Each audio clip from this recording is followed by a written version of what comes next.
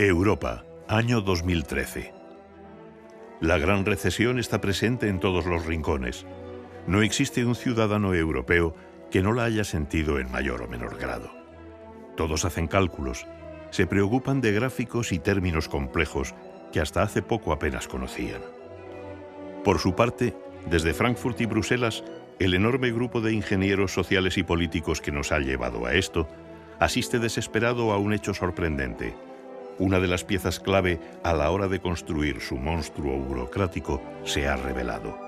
El euro, diseñado en su día para contribuir decisivamente a la creación del superestado europeo, ha terminado resultando un freno para todas las políticas que hasta ahora, irresponsablemente, habían llevado a cabo los gobernantes y bancos centrales cada vez que estallaba una crisis financiera.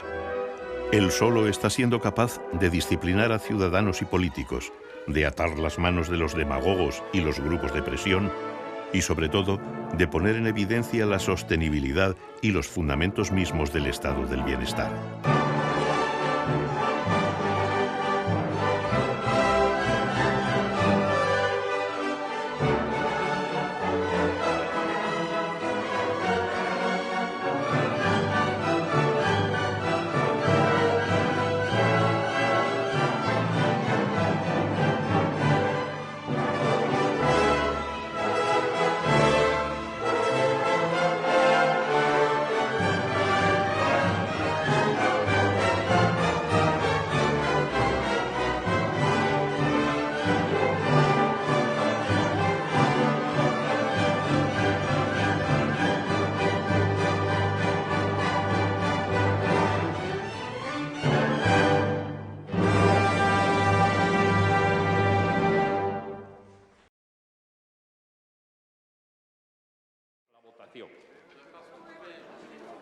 El establecimiento del euro en 1999 y su culminación efectiva a partir de 2002 supuso la desaparición del nacionalismo monetario y de los tipos de cambio flexibles en la mayor parte de la Europa continental.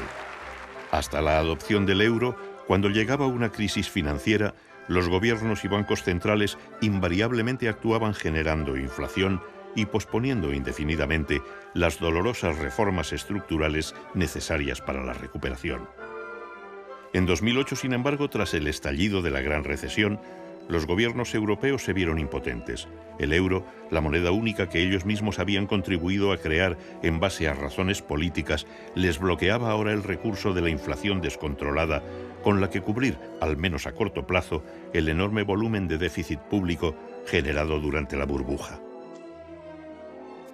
Con el euro, ese déficit tiene que financiarse a través de los inversores internacionales. Y si los inversores internacionales no confían en la capacidad de saneamiento del país, entonces surge, como hemos visto todos, un problema gravísimo de crisis de la deuda soberana. Hasta el punto de que, algo inédito, hemos visto a nuestros políticos salir con la cara demacrada en la televisión, viéndose forzados a decir por primera vez la verdad a los ciudadanos, que habían sido irresponsables en sus políticas de gasto en la época de la prosperidad y que no están seguros de que tengan dinero para pagar la nómina a los funcionarios el próximo mes y que no hay más remedio que apretarse el cinturón. Aunque solo sea por esto, por esta cura de humildad, porque suponer un marco que obliga a los políticos a decir la verdad a los ciudadanos, creo que debemos de estar muy agradecidos al euro. El dinero surgió como solución al problema de la doble coincidencia de necesidades. Un profesor de inglés que quisiera pan necesitaría encontrar a un panadero que a su vez necesitase aprender inglés. En algún momento de la historia, la gente se dio cuenta de que era más eficiente intercambiar los bienes o servicios propios por algún bien intermedio generalmente aceptado para cambiarlo después por lo que desde el principio necesitaban.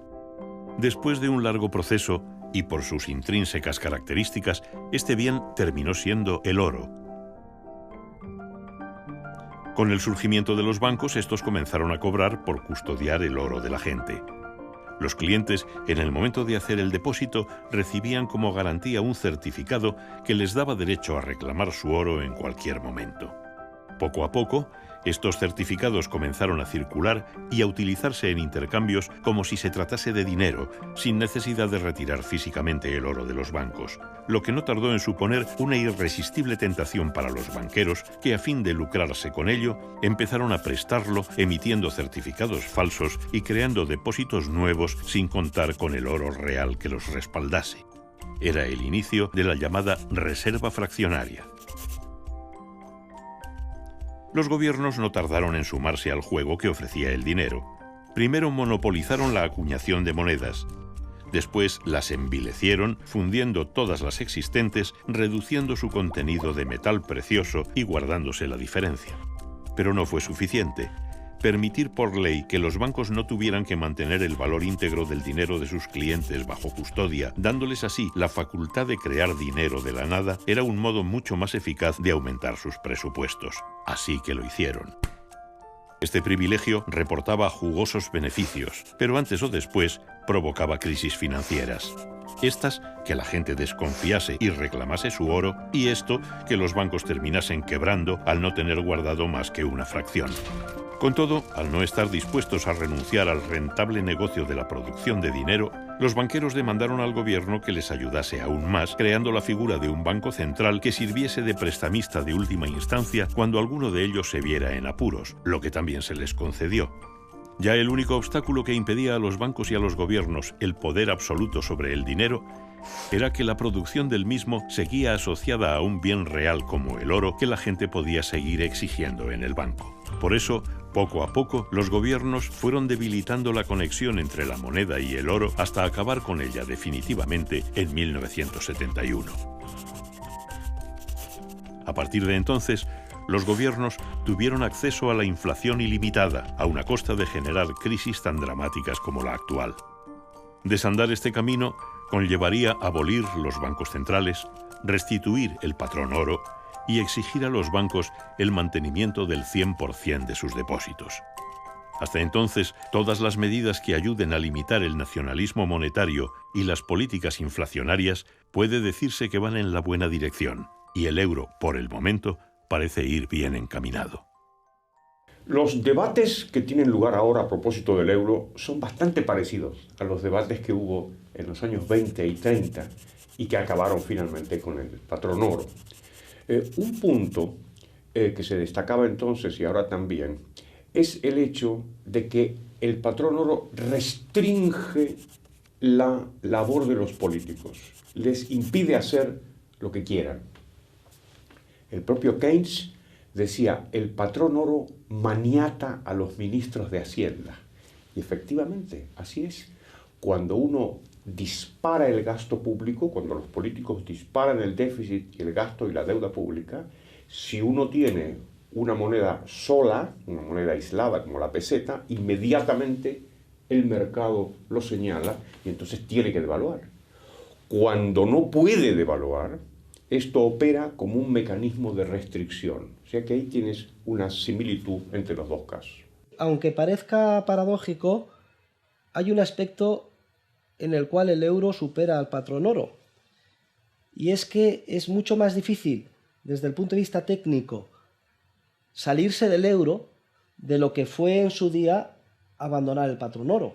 Abandonar el euro significaría volver a una unidad monetaria que, con independencia de su nombre, nueva dracma, nueva peseta, etc., no sabemos, nadie sabe cuál sería su capacidad adquisitiva. Y esto supondría un trastorno enorme para todos los agentes económicos, lo cual hace que sea prácticamente imposible abandonar el euro. De hecho, habría sido una fortuna si esta imposibilidad se hubiera dado en los años 30 del siglo pasado en relación con el patrón oro.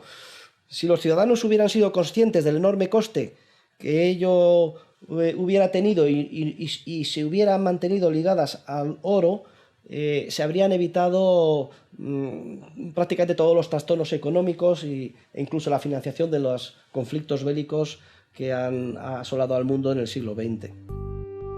Con la llegada de la Gran Recesión, todos los beneficios que el euro pudiera aportar han salido a la luz. En su ausencia, los gobiernos integrantes de la eurozona hubieran embarcado a los ciudadanos en una larga y peligrosa huida hacia adelante, consistente en hacer más inflación. La creación de nuevo dinero Pese a conseguir disimular temporalmente el problema y lavar con ello la imagen pública de los gobernantes, solo hubiera conseguido minar aún más el poder adquisitivo de las clases más castigadas a costa de beneficiar precisamente a aquellos que más responsabilidad habían tenido en propiciar la crisis. ¿A quién beneficia la inflación? Pues sin duda alguna acaba beneficiando a los primeros perceptores de ese dinero de nueva creación. Es decir, que lejos de la parábola friedmaniana del helicóptero, según la cual pues, se lanza el dinero desde helicópteros y pues tenemos la suerte de que a todos nos cae en el bolsillo una cantidad de dinero que es proporcional a nuestro nivel de riqueza. Y por lo tanto, al final, pues bueno, si a todos nos cae algo que es proporcional a lo que ya teníamos y no vamos a mantener nuestras pautas de consumo, pues ni siquiera la estructura del consumo de la economía se vería alterada. Pues bien, evidentemente el dinero no entra en la economía a través del helicóptero y el dinero no nos cae en los bolsillos con tanta suerte de que se reparte de una forma hasta cierto punto equitativa, ¿no? La idea es que el canal por el cual se introduce el dinero es fundamental. Y por lo tanto, a través de ese canal, ¿quiénes son los primeros perceptores de ese dinero? Que son los primeros que lo van a gastar antes de que se observe el crecimiento de precios como resultado de esa inyección de dinero. En la medida en la que el dinero vaya pasando de mano en mano, los nuevos perceptores de rentas podrán beneficiarse, pero en menor medida que los anteriores, porque en la medida en la que el dinero comience a esparcirse en la economía desde el canal por el que entró, pues debería observarse ahí sí una elevación de los diferentes precios de la economía. Finalmente, ¿qué puede ocurrir? Pues lo que puede ocurrir es que los últimos en el reparto o aquellos a los que no llegue el dinero sean los grandes perjudicados, porque observarán cómo los precios de la economía se elevan y ellos no disponen de esos ingresos monetarios adicionales que les permitan mantener su poder de compra en términos reales. Con el euro, los gobiernos no solo han sido incapaces de ocultar a la ciudadanía el verdadero coste de sus políticas usando la inflación, sino que se han visto obligados a tomar una serie de medidas que, si bien están lejos de considerarse suficientes para solucionar el problema, no hace mucho tiempo se hubieran considerado utópicas y políticamente imposibles. La interrupción de grandes proyectos de obras públicas, la congelación de las pensiones, cierta liberalización del mercado laboral o la rebaja del gasto público han sido medidas que han tenido que tomarse en España, Irlanda, Portugal, Italia e incluso en países que, como Grecia, hasta ahora representaban el paradigma de la laxitud social y la falta de rigor presupuestario. Por otro lado, estados que, como Bélgica, Francia u Holanda, hasta ahora parecían al margen del impulso reformador, han empezado a reconsiderar los fundamentos mismos de su estado del bienestar.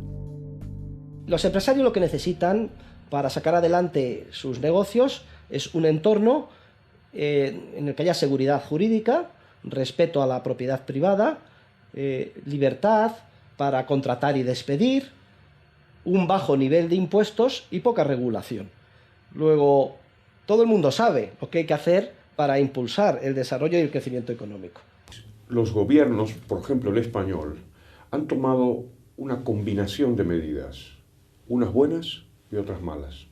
Las principales medidas buenas son todas las que tienen que ver con la contención del gasto público.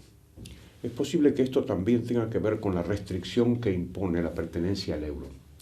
Y las medidas malas son las medidas que tienen que ver con subidas de impuestos. Aproximadamente la mitad del esfuerzo de reestructuración español, de unos 100.000 millones de euros, ha sido 50.000 millones de reducción del gasto público y 50.000 millones de subida de impuestos, que ha sido un profundo error. Otra medida importantísima que hay que llevar a cabo es una liberalización general de la economía. Se han tomado algunas medidas tímidas en relación con el mercado laboral, la regulación económica sobre los horarios comerciales, etc. Todavía hay muchísimo camino por avanzar para impulsar el espíritu empresarial, que es el único que va a ser capaz de sacarnos de la crisis. Y luego se han tomado una serie de medidas sobre la reforma del sistema bancario, que la más positiva de las cuales es eliminar la influencia política que se tenía sobre el 50% del sector bancario a través de las cajas de ahorros.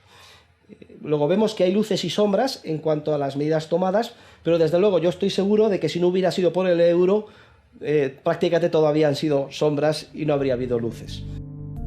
Quizá la ilustración más clara del efecto disciplinador del euro sea ver la unánime reacción de repulsa de los partidarios del gasto público y el intervencionismo estatal. Todos aquellos que en su día, encabezados por Jacques Delors, apoyaron la moneda única como un instrumento clave para la construcción de un macroestado europeo, han terminado rebelándose contra ella precisamente por la disciplina y la austeridad que ha traído consigo, algo que en ningún caso pudieron prever. Los enemigos de la economía de mercado, los amantes del estado del bienestar, del despilfarro público, de las subvenciones, sean de izquierdas o de derechas, todos se coaligan en contra del euro porque se dan cuenta que actúa disciplinando a los políticos y que la financiación de todas sus aventuras políticas depende de los inversores internacionales. Por eso claman contra los especuladores internacionales. Marine Le Pen, en las últimas elecciones francesas, la representante de la extrema derecha, tenía como objetivo prioritario sacar a Francia del euro cuanto antes. Y en esto coincidía, paradójicamente, con el actual presidente, Hollande, que decía que la austeridad que forzaba al euro era peligrosa.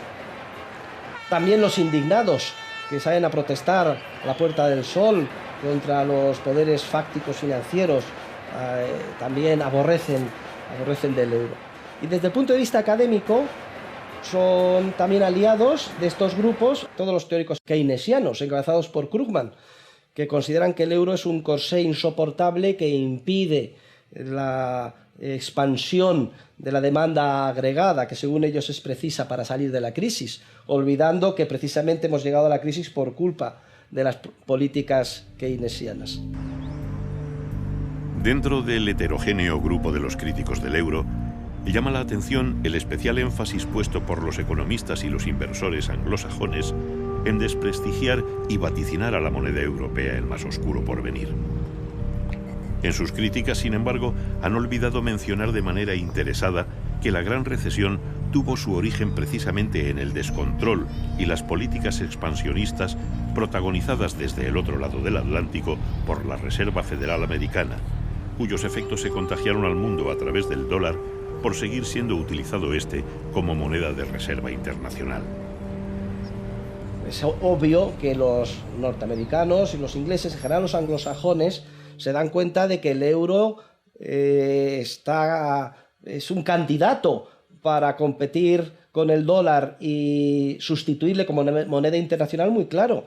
La Unión Monetaria exporta más que Estados Unidos, supone el 40% de todas las transacciones de divisas del mundo. Y además, si es una moneda que se consolida con los principios que tenía tradicionalmente el marco, es decir, una moneda mucho más sólida y que genera más confianza, es claro que los días del dólar como moneda internacional están contados. No nos debe de extrañar, por tanto, y no me gusta creer en teorías conspiratorias, pero sí que hay una agenda más o menos oculta en el mundo anglosajón en contra del euro y a favor de ponerle todas las dificultades que sean posibles. La receta común de todos cuantos critican al euro es, pese a su práctica imposibilidad, el inminente abandono del mismo y la consiguiente vuelta a las monedas nacionales, cuya capacidad adquisitiva sería mucho menor.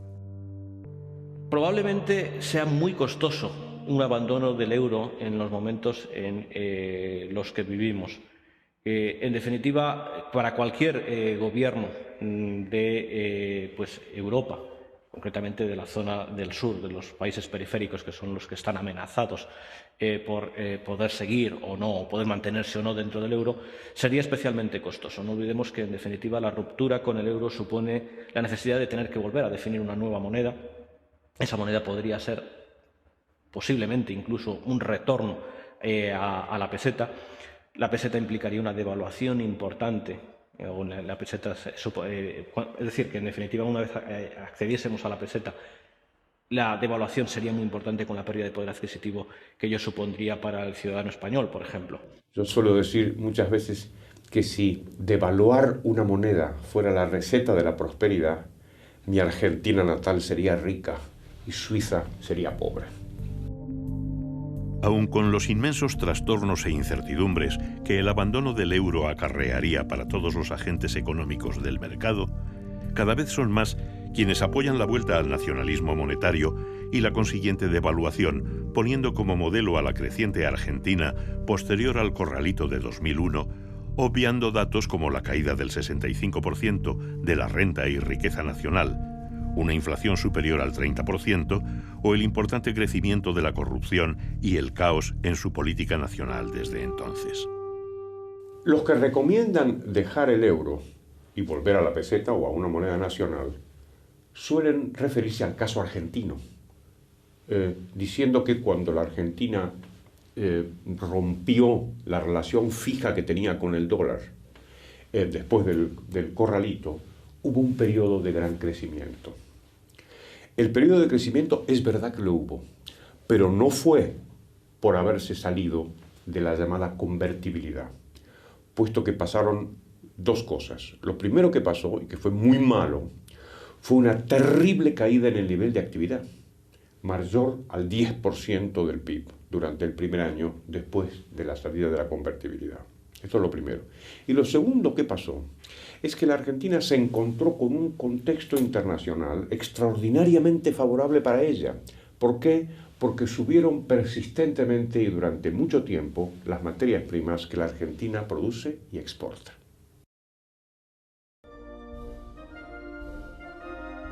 La actual Unión Europea en poco se asemeja a aquella que idearon sus padres fundadores.